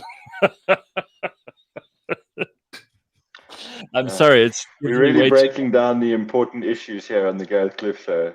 Like, we got JJ Cornish in to discuss various genocides and corruption, and then Gord Laws on to tackle the big issues. I mean, Zach, you see, we've got very smart listeners too who like getting lavatorial and childish with us. Zach says, "Good morning, GCS people. That product should be called Ana Sol. So that's when Sol fiddles with your backside." I'm going with a new Sol because that actually, it sells itself. Have you got a really sore knot? You need a new Sol, and you're like, I do. I see that. That works. And also, it's just because of how it's written. Capital A, N-U, capital S-O-L. A new Sol. Here it is, just for those sticklers who want to see it. That's how they pronounced it. A-N-U, and then a capital S-O-L. So, yes, I think Gord might be right. Maybe it's a new Sol. I want to know how the people who actually market this product, how they pronounce it. Because this is huge. Does the ad show you who the little, usually they have like Pfizer or Cipla or something like that in the corner saying who makes this? If you can read this, then I'll be impressed. Yeah, no, I can't. Sure. This is one product I'll definitely keep in mind, maybe in about 20, 30 years' time, Gord, depending. We'll just wait and see. That's all we can do. And let's hope we never have to find out. Let's hope also, one of my favorite urinal ads is the one with the cactus foot. Have you seen that? It's like a picture. It's some sort of, if you've got like foot discomfort, excuse me, or foot pain or something, and it's like a human foot, and then the toes are cactuses, and they've got redness around them, and I'm just like, I want to work in urinal advertising because then anything goes. It's like the Wild West of advertising. You could just knock yourself out with a bad idea and something like disturbing. I think that's really interesting. There's a whole different category of urinal advertising, which there's probably a guy somewhere in South Africa who's received the most luries for like urinal advertising. Don't you think? Well, there should be a separate award. So, like, you've got the luries. You need some other bird for urinal advertising. Like, we could call it, the organization that votes on it could be called the Cock Ring, and we give out cocks. And it's like, I want a golden cock for my new Sol ad. I got a cock Grand Prix, and I also was thinking about the Cock Ring just now and imagining these like clandestine roosters wearing like Jedi-looking hoods, and they're all mysterious and evil, and they stand in a circle like a pentagram, and they like assemble the cock ring, and they get together and like raise a cock demon. Yeah, and the building they meet in looks like Apple's headquarters, which is just one big ring. It's got to have like shrubs and bushes that you don't notice until there's an aerial shot, which of course is not allowed. No drones, and it's a pentagram. But you know what would be extremely funny if Anusol's head office was just a ring. All right, let's move on. We've got other things to talk about. So, We Gord, plumbed the depths of Anusol. I think, We dug deep into it. I think we could still go further, but that's okay. We'll leave it for now. So, Gordo, you wanted to talk about basicness, which is what got us onto this conversation about like you and you saw and everything else, and like memes in general. And you are annoyed with the internet, which is not surprising because you've usually got something that annoys you about the internet to tell us about. So, what do you mean when you say basicness? Because Mash and I, we're a bit confused. There's nowhere to go. Like, I realize the sort of a contradiction in that I'm sitting on the internet, like on Instagram, staring at this thing, going, "God, this is mindless," and yet still being on it, And then there's people who use the internet to complain about the internet, but it's this feedback loop of just stupid, mindless shit. And I think the responsibility sits with all of us to not share stuff that is unremarkable, like. You get these terrible, terrible memes, and it's not insightful, it's not clever, you didn't write it, you just stumbled upon something that says like a fierce woman is the wind beneath her own wings, or like some Deepak Chopra quote that isn't actually Deepak Chopra, and it's like, be the light in the world, and just like something completely, totally mindless. Like, I'm struggling to think of an example, but you see them all the time. And I just imagine people sitting staring at this thing, and as soon as something is better than a 2 out of 10, like thought, they're like, I must share this. I must repost this. I must put it on my Facebook feed so that everyone, all 400 people that follow me, can see this revelation of intellectual or spiritual knowledge. I think you're reading too much into it. I think people just like sharing shit. I mean, it's, whether it's publicly and you get to see it or not, or whether it's on a WhatsApp group, it's the same as you sending me anus all. It's like, yeah, but I see it, and I think this is kind of interesting, and I think Gareth specifically will enjoy this or find this funny or worth talking about, and I send it to you, and like then we have a chat about it. It's like you think that you are channeling the wisdom of Deepak by sharing this quote. You're like, oh my God, I thought this sentence was interesting, and now everyone's going to see how interesting I am. But you're actually just pointing out the standard of entertainment and insight that appeals to you. Okay, but Gord, you're just being superior. This is just I think it's dumbing down all of society, and I think you don't need it, because when you're on the gram, you see a relatively funny or even relatively interesting thing, and then oh my God, this is new and vaguely funny. It's just going to continue coming up. No. You think you're superior to everyone else on the internet. I hate to say that. I don't. Maybe this is breaking news to you, but you don't, Gareth. Of course I do. That's what. But I'm not complaining about basicness. You are. So yeah. Mash, I mean, what Mash finds funny, or what you find funny, or what I find funny, or what anybody else in the comment section finds funny is all different. In the case of some of the stuff, we may have an area of mutually agreed funniness, but what you call basicness is for some people the best level entertainment that they can find. Yes, fair, absolutely. I don't disagree with that point. The thing is, we should have, whatever it is that you find funny or insightful or interesting, should have some sort of higher standard as to whether it needs to be shared. Like, because the timeline is just flooded. It's like back in the day of everyone staring at television, like you would sit and complain that you were staring at another rerun of Days of Our Lives, and it's so mindless. Right. We are now rerunning the same shit to ourselves. All right, but this is exactly what Mash and I were talking about before you came on this morning. We were talking about how, like, no one really cares about the Grammys anymore. And I was saying, I don't watch women's cricket, for example, but some people do. So I was just saying, for me, this is not entertaining. I'm not saying it's better or worse. I'm not saying I'm superior. I mean, some people could watch a Beyonce music video 100 times on repeat. I couldn't. Yeah, but we could, yeah. What do you want? And I mean, do you want everyone to have your sense of humor? Do you want everyone to aspire No, to a have your to a own sense of humor, but have a higher standard for what you pump out. Like, you don't need to share 19 things on Facebook every day. And like, I believe that, and I'm not trying to make rules for people. It's just something I've picked up that bothers me. I believe like we should ask yourself, like, is this really fantastic? And if your fantastic is another person's moronic, but people just tap it like one of those cocaine mice in the laboratory that can get a pellet of cocaine by tapping the thing. That we just found out this morning that there are cock ring vending machines in the world because there's a market for it. So there's a market for the stupid shit as well. And I'm not going to say whether it's the kind of shit that I would be interested in every day, but it seems, and I'm certainly not attacking you on this front, but live and let live, because the internet is, if nothing else, it's going to separate for all of us the stuff we really want to know and the stuff that we don't. I follow and unfollow people on a daily basis based on my own judgment of what they think is funny and whether or not I want to partake in that. I'm sure you do too, Mash, right? yes, I do. I do all the time. And Bona Gord, there's a term that I coined up, points of relatability.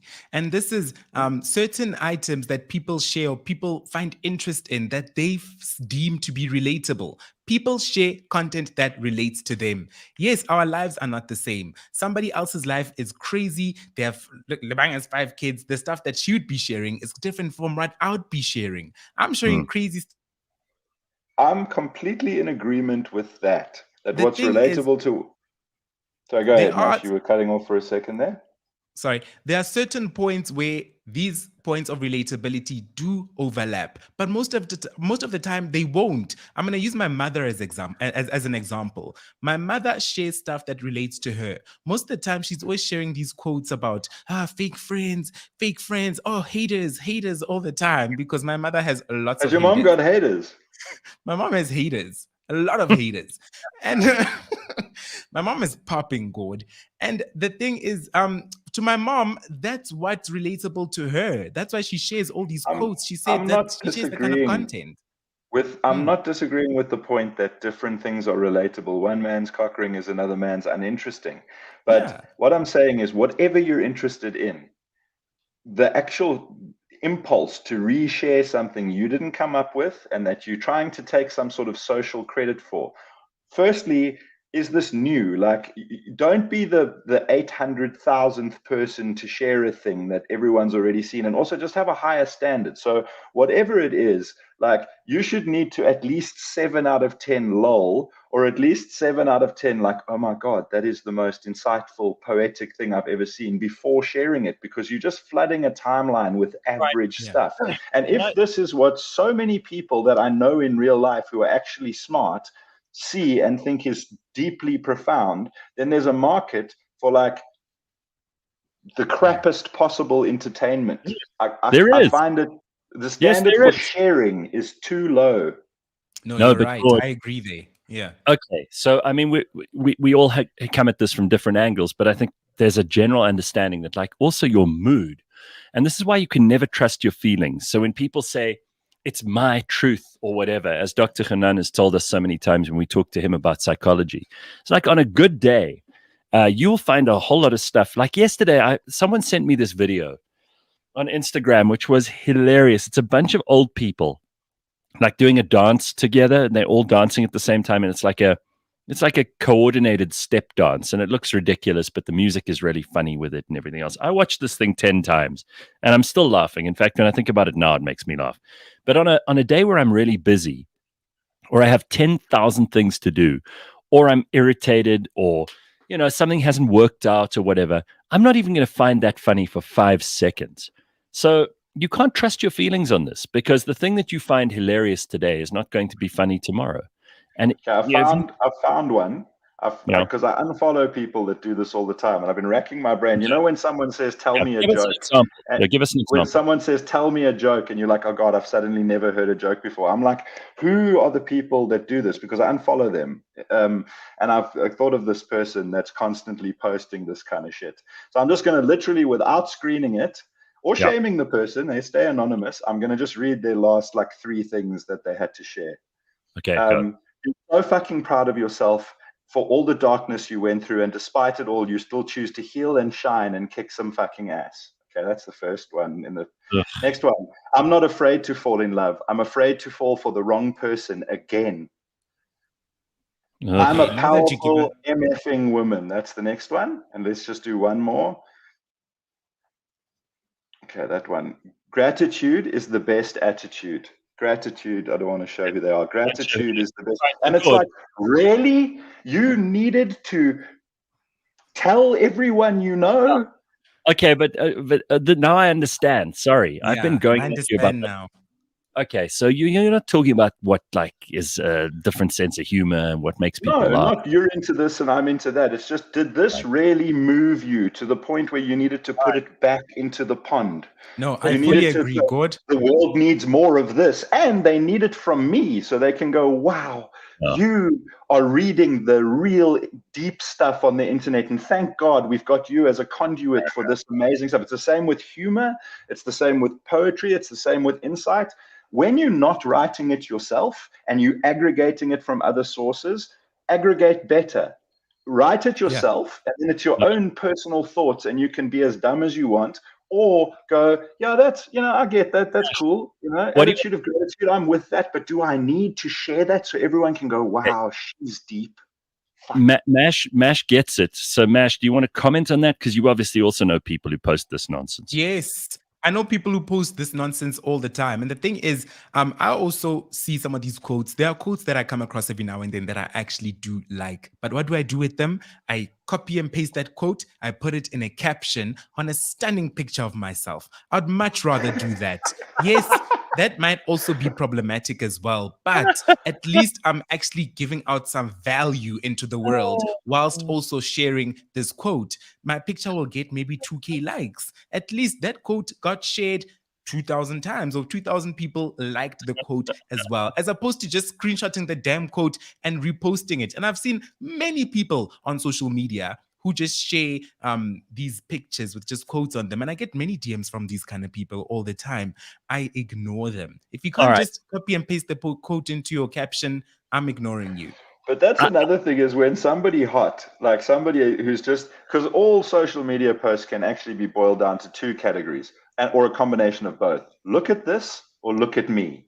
And when someone posts a look at me and it's just like boobs and ass out, and I've got people must be proud, and I'm not saying like, showing off how hot you are is a problem at all, but you post a picture of yourself wearing almost nothing, and underneath there's this thing about like a fierce woman's soul burns from within, her light comes from inside, and it's like, no, you're saying look at me, and now you've tried to confuse it with bad pseudo insight.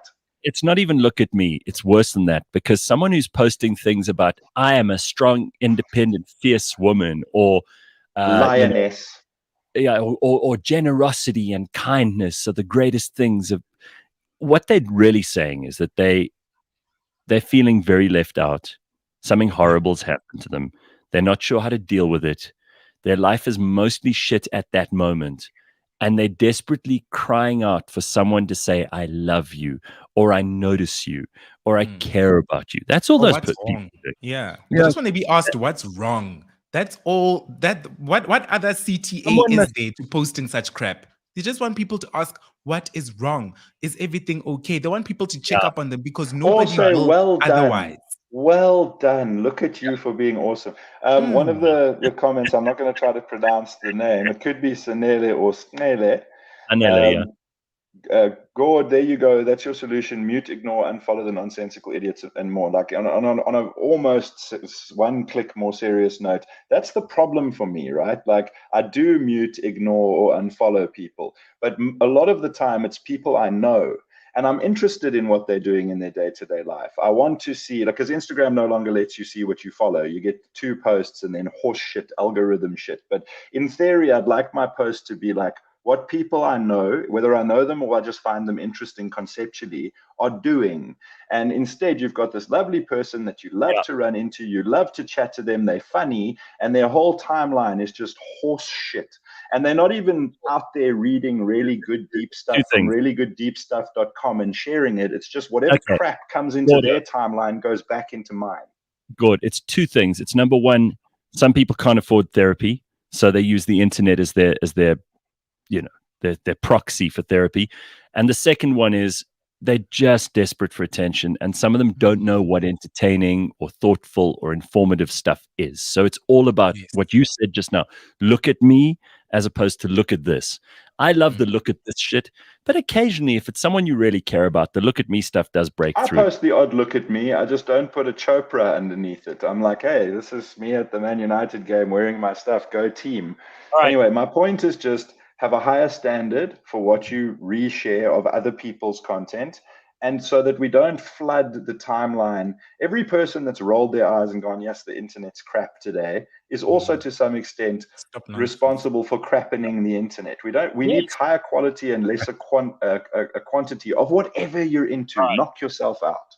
Okay, now onto way more important things, the heavens and the things that are going on above us that require explanations from smart people. And we have such a person in tow. He is on hold for a moment, and we will bring him on in a second. I'm going to tell you who he is in case you don't know. I mean, you'd have to have been under a rock. You'd have to have been under a rock that hit the dinosaurs and knocked them out a couple of 100 million years ago to not know that Professor David Block is an astronomer, highly sought after inspirational speaker. He's a professor of astronomy. He's also devoted over 40 years to encouraging people all over the world to look up and never give up. He speaks from the heart. He shares in-depth lessons about the world of research that he's very much involved in. This morning, he's going to tell us about a green comet, which I mentioned, I think last week we spoke about it briefly on the show, but we don't know anything about this. Prof Block does. But he's also going to tell us about his visit to the Arctic to see the Aurora, something I know that both Mash and Gord and I are all excited about this morning. So it is with great pleasure that we bring on none other than Professor David Block. How are you, Prof? I'm looking up. How are you, Gareth? Good. First of all, I'm very, very happy to see you in good spirits. I see you had the most incredible trip to the Arctic. Start with that and tell us what you got up to when you went all the way north. Well, Gareth, there are no real words, to describe the awesomeness of the Aurora. Have you ever seen them? Oh, no, Prof. I'm desperate to, though. Tell me about it. Okay, so the idea is that you have the solar radiation from the sun, the solar wind, which travels in from the sun and hits our Earth's upper atmosphere, and it ionizes molecules. And you get these shows, Gareth, of light, and they dance in curtains of light. And wherever you look across the sky, I show my groups. I take groups once a year. I show my groups like this one, which is showing here. That's an image I took in the Arctic. It's my photograph. And the temperature was minus 15 degrees centigrade. But we're wearing special thermal suits, so you don't feel any of the cold. But here you can see the swirling, dancing curtains of light. Just look at those rays, Gareth, emanating upwards. The reflections of the Aurora was so bright that evening that I looked up from our roof, and you could see it's like rain. It's like curtains of light just pouring down above one's roof. Wherever you go, it's just the magic, it's the awe and the wonder. And it's part of what you said earlier to your listeners, Gareth, is it causes us to look up and not focus on $1 billion deals.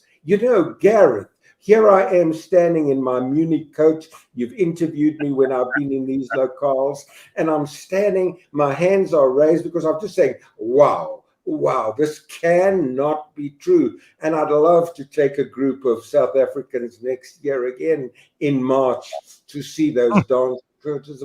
This is another view. Gareth, think of something so romantic like this. You're sitting in a little hut somewhere, right?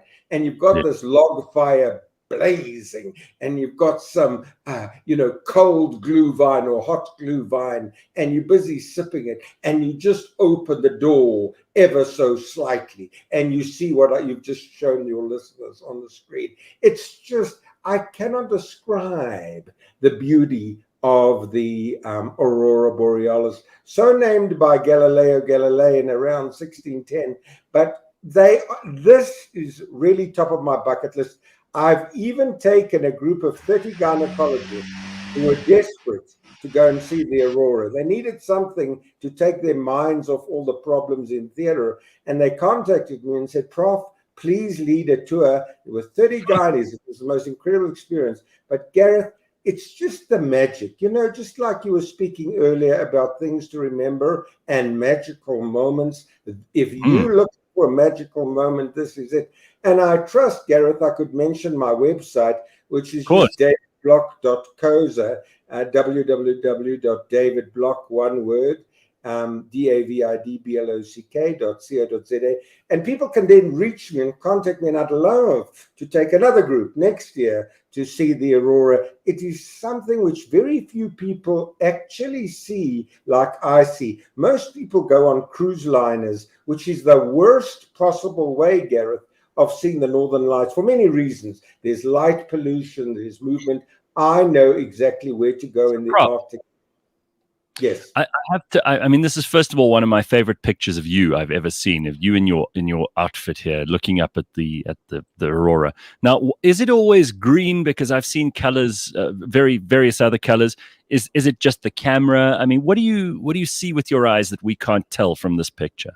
Oh, I love that question, Gareth.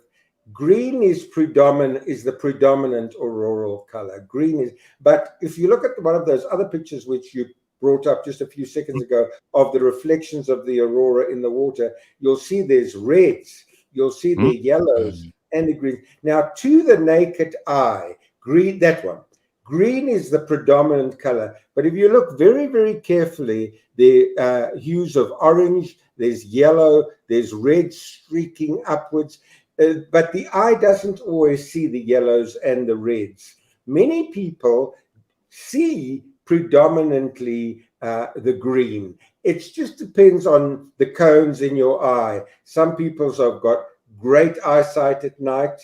Astronomers invariably do, but other people lack that. But nevertheless, whatever their eyesight conditions are, it's that magic of simply seeing something that I can't understand.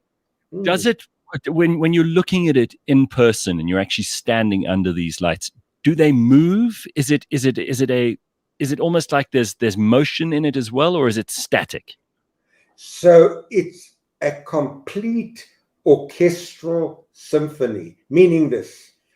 You look up once they appear, they can appear anywhere in the sky, but like this one, you can see it stretching right across my sky. In other words, it's stretching from east through to west. It's in a particular area of the sky, and then an hour later, it's in a completely different area of the sky. So it's not limited to one specific area of the sky. But when they come in like this scenario, which your listeners are seeing, your viewers are seeing, is lasting perhaps, say, 15, 20 minutes in this shape. Then there's another shape. Then there's yet another shape. It's like the bit here you can see again, completely different to the shape which you had shown your listeners, your viewers earlier. And these are like dancing rays of light, whereas the others were spirals. And the interesting thing is you cannot predict what you will see next. But what I can tell you is where I take my groups to, it's often right across a huge swath of the sky. My wife and I, whenever she's been with me once or twice, I've been about 7 times. You can never predict what the glory of the Aurora will be, and it's dynamic, Gareth, meaning it's changing second by second. You mentioned the Aurora Borealis. Now there is an Aurora in the south as well, in the South Pole, or rather Antarctica. Yes. You could see that sometimes too. It's just not as hospitable a place, obviously, but what's the difference between the two? So, Gareth, the principal difference is you've got the Aurora Borealis in the north, right in the Arctic. You've got the Aurora Australis in the south. The problem with the Aurora Australis is they are there, but there are no land masses and hotels to take people to go and view the Aurora Australis. The conditions are extremely hostile in the Antarctic. And of course, you've generally got floating wads of ice everywhere. There are no hotels there at all. So the only way you can really see the aurora or stars as far as tourists go is by means of ships. And that, of course, wipes out everything because the ships are moving, the ships are not dark. You can't actually go to the Antarctic in the middle of the winters. The conditions are far, far too dangerous, and everything's iced up. Whereas in Norway or in the northern swaths of our globe, you can travel and you've got magnificent hotels by day to stay in, to actually do, you know what we did, Gareth? Husky sledding. So you can actually go on your little sled and the huskies take you all along in the day. And then by night, you just come with me. We've got all the buses lined up, the minivans. We've got special gear to hand out to all of our participant members in the group. And, you know, the interesting thing is this, it's everyone. I haven't Prof, had one member who hasn't said, wow. Prof, you also mentioned that you're doing it again next year. You want to take some people along with you. Yes. How frequently does the Aurora Borealis happen? Is it once a year? Is it random as solar flares? How often does it happen? So that's beautiful. I mean, the aurora are happening all the time, but you have to catch the correct moment on Earth to see it. Let me explain. If I were to take a group to the Arctic in December is a month of much snow. The Arctic is covered in snow. There's so much cloud that you will not see the aurora. The aurora are happening above the clouds in our upper atmosphere, but there's so much cloud that you cannot see. So you look up and you just see a cloudy night. So you have to wait until the cloud coverage somewhat dissipates. I always choose the month of March. I know where to go, which is terribly important. But secondly, I need minimal cloud cover, meaning this, if I choose April, you've got what's called the midnight sun. So then it's too bright to see the aurora. March is the month that really just solidifies everything.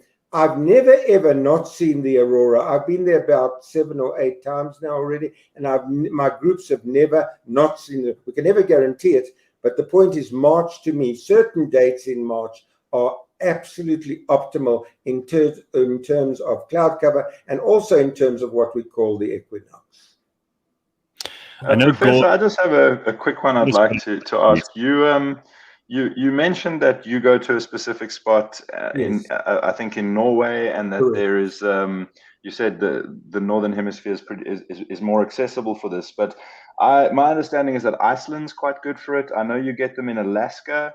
Are there certain places that get infrequent, occasional visibility, and other places that have a higher visibility, or is it just sort of where it's more accessible in terms of tourism? Because I know you said light poisoning is an issue, so obviously you want to be away from a city, but what are the characteristics, like what are the top 3 destinations if somebody wanted to go and do this as a bucket list trip like I do? Right. I would say without a doubt, try and come with my group. Try. I know exactly where to go. I know. I'd love to. I'm in. Send me the details. I'll meet you there. Good. No, your question is very profound. And there's something called the auroral oval. There's a part of our Earth where these high energy particles from the sun hit the Earth's atmosphere, and they create a sort of oval of auroral activity. And the idea is you want to be within the oval. So that's why I've never been to Iceland, because weather conditions, and also I want to be really at the heart of what's called the auroral oval. You want to be there where you've got a maximized chance of standing at or underneath the domain where particles from the sun strike the Earth's atmosphere. And that is in principally, not only, but northern Norway is right at the heart of what we call the auroral oval. So yes, you can see the auroras sometimes from Iceland, sometimes from Canada, and so on and so on and so on. But the best chances, and the point is this, if you're spending some good money to want to see the aurora, why not go to where the probabilities are the highest. And that's why I go generally, always in the past, to right into the Arctic Circle in northern Norway. Right, Prof. Because we've got limited time here and there's a lot that I want to cover with you, everybody's going crazy about this Green Comet, Yes. which you've sent us this picture of. Now, obviously, this is a picture from one of the space telescopes. This is not what you would see with the naked eye. Yes. It is a rare visitor to Earth. You told me that the last time that this was here, there were Neanderthals roaming Yes, the surface of the planet. And the next time it comes along, who knows what humans will look like? Who knows if we'll even still be living here? But this Green Comet, what do we know about it? And how soon before these pictures did they actually spot it? Because sometimes these things have a nasty habit of just coming out of some corner of the universe and taking us by surprise. So I think what's very interesting, Gareth, are a few characteristics. First of all, it's green. Green is indicative of diatomic carbon and cyanogen. It's a very, very beautiful green color. Comets, of course, are not rare at all. But what's very interesting about this one, I suppose, is its period of 50,000 years. So this comet was last seen, 50,000 years ago by the Neanderthals. I mean, it's extraordinary when you think of that. And when you try and extrapolate into the future, just look what's happened in the last 200 years with regard to light pollution. Will we still be around? Will life still be around in 50,000 years time, given climate change? We don't know. But the point is this. It's a magnificent sight to behold. It's not really naked eye at all, and I'll explain that in a moment, where best to look for it. But the point is, the image you've just shown, yes, some are from space, some are captured digitally on Earth, but it's got this characteristic green hue. It also has magnificent tails. I've seen flares of one tail going this way, another tail going that way, and another tail going straight up. And I think what's very interesting is this specific comet comes from what we call the Oort cloud, which is right in the outer domains of our solar system. It's been pulled in by the gravitational force field of the sun from way beyond Pluto, and it happens to be making a very close approach to the sun and to the Earth. Now, what's very, very interesting is this. What is a comet? A comet is simply a dirty snowball of ice mixed with dust. That's all a comet is, a dirty snowball, if you imagine, of ice with dust. When the dirty snowball comes very close to the sun, it starts vaporizing, and the outer layers of ice and gas start melting. And so what happens, Gareth, is you have these magnificent tails. This is by no means the most beautiful comet I've ever studied. I think of Comet Ikea-Siki. I think, of course, of Comet Halley. I think, of course, of Comet Bennett, which I studied extensively, in fact, way back as a schoolboy in 1969. But nevertheless, it's a magnificent comet which was discovered at Mount Palomar, the ZTS, that's the Zwicky Transit Facility. It was discovered at Mount Palomar, which used to be one of the great observatories on our globe, no longer the largest by any means. But the point about the comet, I think, is this. The green color really sets it apart, as you like, in terms of glory and in terms of beauty, but not in terms of brightness.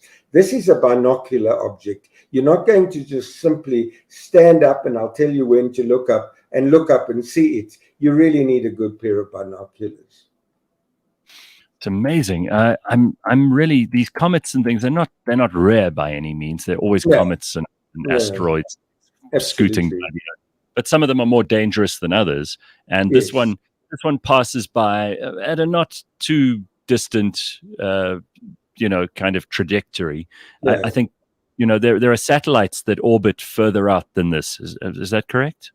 Well, this one is, of course, still far. I mean, it comes into around 42 million kilometers. The satellites are far more local. So this is really still far out. But the point is, it's good that it's that distance, because we do not want any. I mean, how did the dinosaurs become extinct? The dinosaurs became extinct because a huge chunk of rock, perhaps only a kilometer in size, actually impacted the Earth and created those incredible, the wipeout, the total wipeout at the Cretaceous Tertiary boundary some 65 million years ago. So yeah, this is in the order of millions of kilometers rather than on our doorstep. But nevertheless, it's within a close proximity in terms of astronomical jargon.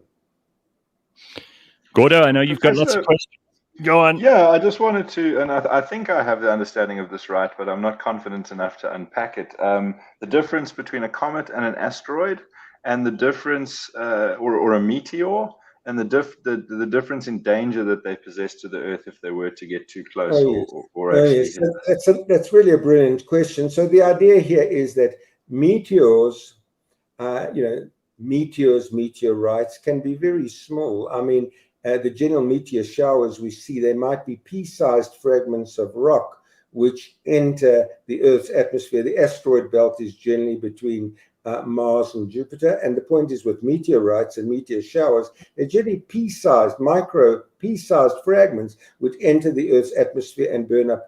Comets, the tails of comets can span millions and more kilometers. They are extraordinary, especially as regards the spatial length of their tails. Magnificent to be able. The micro parts are the meteors, the meteor showers. Of course, generally, when we look up at the night sky and you see these burning up in your atmosphere, that's telling you something very different to comets. Comets, as I say, are generally millions or hundreds of millions or whatever miles or kilometers away. The meteors or the meteor showers, let's concentrate on the meteor showers, which are very visible to the naked eye often, are just pea-sized fragments of rock. The comets are really the creme de la creme of the dirty ice balls of snow and ice mixed with cosmic. Might there be a rock at the center of all that snow and ice and dust? Or is it typically is it characterized by being a ball of ice specifically? Oh, that's beautiful. You know, we sent a spacecraft to Halley's Comet called Giotto, and they're the most incredible photographs, I'm sure many on the net, of the very core rock of Halley's Comet. I remember it so well, seen through the eyes of the Giotto spacecraft. So you've got your dirty snowball of ice mixed with dust. But at the nucleus, at the very heart of the comet, you can often have very, very rocky substances. The Giotto satellite showed us, which went right to view Halley's Comet. So yes, it's not only a dirty snowball of ice mixed with dust, but right the nucleus of a comet. You've got the nucleus, you've got the head of the comet, you've got the coma of the comet, can often be exceedingly rocky. But what's very interesting about comets is this: they are pristine, meaning if we can analyze the constituent material of comets, you're looking at those very pristine chemical elements which were there when our solar system formed 4.5 billion years ago. That's the point about the comets. That are so a pristine chemical factory. So, Prof, how did comets and asteroids come to being in our solar system? Where do they come from exactly? So when our solar system is formed, you've got a tremendous amount of gas. A certain amount of that gas collapses under the gravitational force field. You know, F equals G1 and 2 over R squared just collapses under the gravitational force field, creates the sun. Then you've got blobs, inhomogeneous blobs of gas mixed with dust collapsing to form our Earth, Jupiter, Saturn, and so on. And there's some leftover material in this cooling down process from the primordial solar nebula. And that creates the additional set of comets and of rocky materials such as the asteroids, such as meteors, and so on. It's a very, very complex process. But if you want to unravel what is happening, what happened 4.5 billion years ago, you need to look primarily at the comets, because they are these travelers, they are these interlopers from the very distant echelons of cosmic space and of cosmic time, coming to visit the eyes of the Gareth Cliff viewers. Prof, you know what? The way you talk about this stuff always gets me enthusiastic as hell. So, a couple of questions from the audience here. Why don't we get the Aurora here? Shouldn't we all be able to see it from our flat Earth? Well, of course, tongue in cheek, I suppose. I saw that overseas. I've been just returned, and the flat Earth drives me crazy. It drives me crazy. And I think that there are just many proofs, so we don't want to go about the flat Earth here. But the point is, why can't you see the Aurora everywhere? Because they're attracted in by the magnetic poles of our Earth. The north magnetic pole and the south magnetic pole. Those are the domains in which the particles from the sun stream in. So they either hit near the north magnetic pole or near the south magnetic pole. So it's the Aurora Borealis or south, the Aurora Australis. Prof, are these comets and meteors and spatial bodies, even small planets, are some of them likely to be loaded with very precious metals and substances that we could mine at some point if we had the technology? It's interesting, mining of comets. Certainly not in my lifetime or yours will this happen. But I think, to my mind, as an astrophysicist, what I like most about it is the pristine nature. In other words, try and get more of this stuff, analyze it in a laboratory, as my late friend, the late Mayor Greenberg did.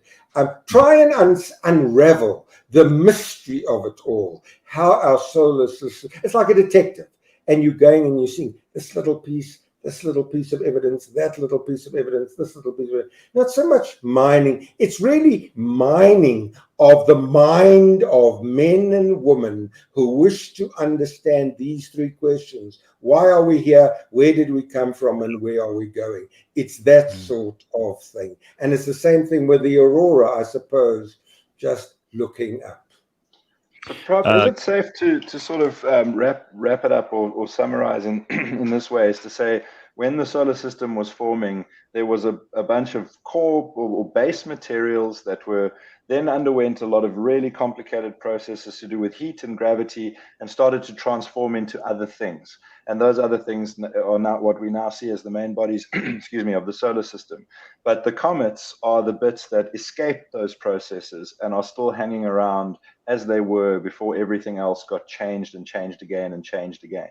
Yes and no. The point about this is the solar nebula forms, and comets are part of the solar nebula, but they've remained on the outer echelons. They've remained on the outer outskirts of our solar system, so there's no contamination. They get pulled in by the gravitational force field of the sun, but they're all part and parcel of the very formation of our solar system. Then they get pulled in, like this Green Comet has, and that's when we see the flowing tails and so on. But they're all part and parcel of the wonder of the creation of the actual. So we could look at the building blocks by looking at comets. Yes, absolutely. Now, Gareth, may I tell my listeners where to look? Of course, please go ahead. So, firstly, if anybody wants to contact me about the Green Comet or about the Aurora, just davidblock.co.za. I'd be very happy to answer questions, or on Facebook. But the point is this: I'm not sure if you can see this clearly. I'm just holding it up. But the point is, let's just see if you can see it clearly.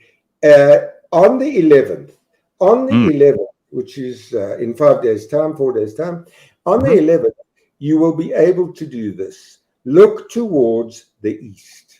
Take a pair of binoculars. You'll see a very, very bright star. It's not actually a red star. It's the planet Mars. So you've got an immediate marker. It's a very red planet, the planet Mars. And take your binoculars and just move around the planet Mars on the 11th, the 10th and the 11th. And if you sweep like this, just by gentle circles, you'll see the Green Comet. That is, I would say, about the 11th is probably optimal for people to find it. Prof, you have been absolutely invaluable this morning. For everybody who is not looking up, you've given us a reason to, and I'm thrilled that we could be with you for some time this morning. You've always got something interesting to add, and I loved your stories about the Aurora Borealis as well. Trips and all that information you can find at Professor David Block's website, davidblock.co.za. co.za. There we go. Make sure you go and check it out. Thank you, Prof. It's always good to see you. Thank you, Gareth, and mazel tov on your move. We are so proud. Well, pop in. I think there's still too much light pollution for your like, but we'll have to go out into the Karoo somewhere to be able to get the conditions. Well, let me end off with this. There's light pollution, but each one of you are unique and irreplaceable. You are made of the veritable stuff cooked in the interiors of stars, cosmic stardust. There's only one Gareth Cliff. There's only one.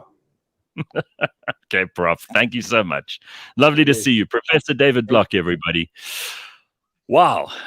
Pretty inspiring. God, there's only one Gareth Cliff. Imagine a troop of you causing crap. I'm in the process of trying to clone myself as we speak, so don't jinx it. All right, Gordo, nice to see you. And Mash, thank you for your participation this morning, both of you. We will catch up again shortly, I have no doubt. You can find all the Gord Laws stuff with Gord Laws on the social media, and he won't post basic bullshit either. He's promised. Right? I'll post quality, curated bullshit. Bullshit that has passed a stringent screening process and is now good bullshit, or at least I think so. Yes, not an ordinary bullshit, but a good bullshit. No cocaine mouse tapping on the share button. Stop, think, is it great, then share. Love it. All right. Thank you, Gordo. Thank you, Mash. We will see you both soon. Have an excellent day, everybody. It's Tuesday. Be good. I will see you tomorrow morning.